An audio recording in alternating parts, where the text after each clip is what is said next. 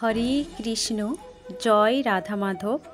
সম্মানীয় দর্শক শ্রোতা বন্ধু, আজকের আলোচনার বিষয় হল উৎপনা একাদশী পালনের সময়সূচি ও নিয়ম।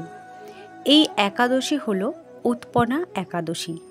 এই একাদশী 10ই অগ্রহায়ণ বাংলার ইংরেজি 26শে নভেম্বর, পালনের সময় 10:26। একাদশীর সংকল্প মন্ত্র হল নিরাহার। যারা নির্জলা মানে জল পর্যন্ত খেতে পারবে না তারাই কিন্তু এই কথাটা বলবে। যারা এ সমস্ত কিছু খাও, যেমন দই, সাবু, সবজি, দুধ, তারা কিন্তু এই উচ্চারণটা করবে না। একাদশ নিরাহার। যারা নিরাহারা বা নির্জলা করবে তারা পাঠ করবে, যারা করবে না তারা বাদ দেবে।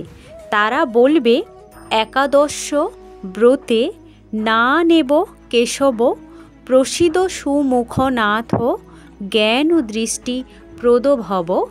যারা একাদশী নির্জলা করবে তারা বলবে, একাদশ নিরাহার, ব্রতে না নেব কেশব, প্রসিদ সুমুখ, জ্ঞান দৃষ্টি প্রদভব।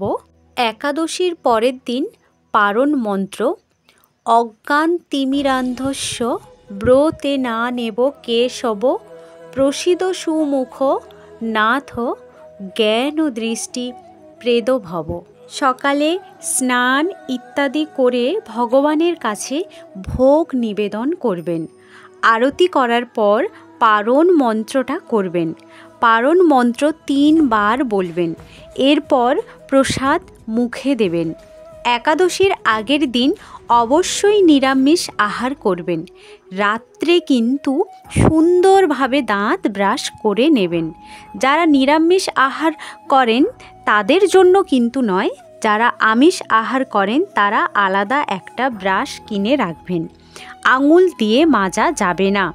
একাদশীর আগের দিন নিরামিষ খাবার পর রাতে সুন্দর করে ব্রাশ করবেন, যাতে কোনো শস্যদানা দাঁতের ফাঁকে ঢুকে না থাকে।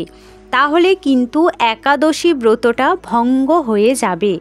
একাদশীর দিন এবং একাদশীর পরের দিনও ওই নিরামিষ ব্রাশে করে নেবেন। একাদশীর দিন সন্ধেবেলা আপনারা সংকল্প মন্ত্রটা করে নেবেন। একাদশীর দিন দুপুরবেলা ঘুমোবেন না, রাতে ঘুমোবেন। একাদশীর দিন সাবু খাবেন।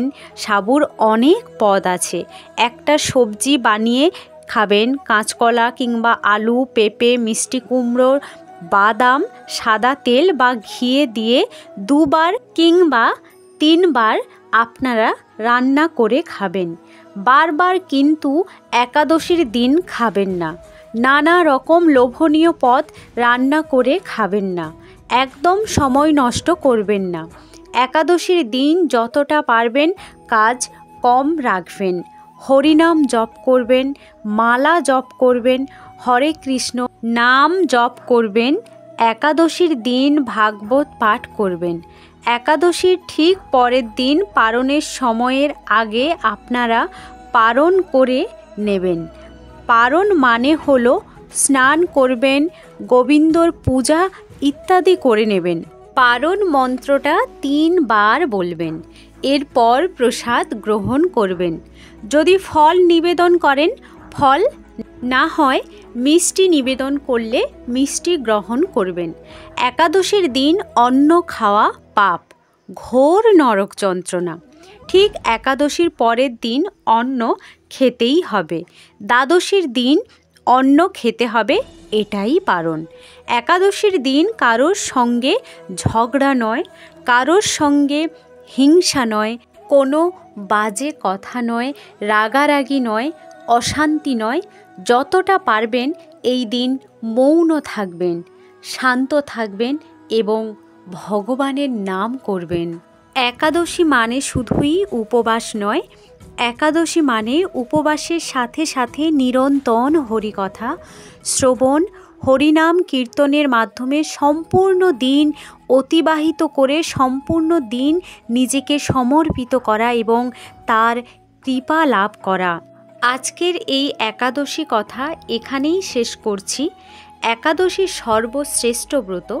এই ব্রত নিজেও পালন করুন এবং অপরকেও উৎসাহ প্রদান করুন এই ব্রত পালন করতে। কৃষ্ণ কথায় এতটা সময় জুড়ে থাকার জন্য আপনাদের আন্তরিক ধন্যবাদ। ভালো থাকবেন, সুস্থ থাকবেন, সাথে থাকবেন। হরে কৃষ্ণ, রাধে রাধে।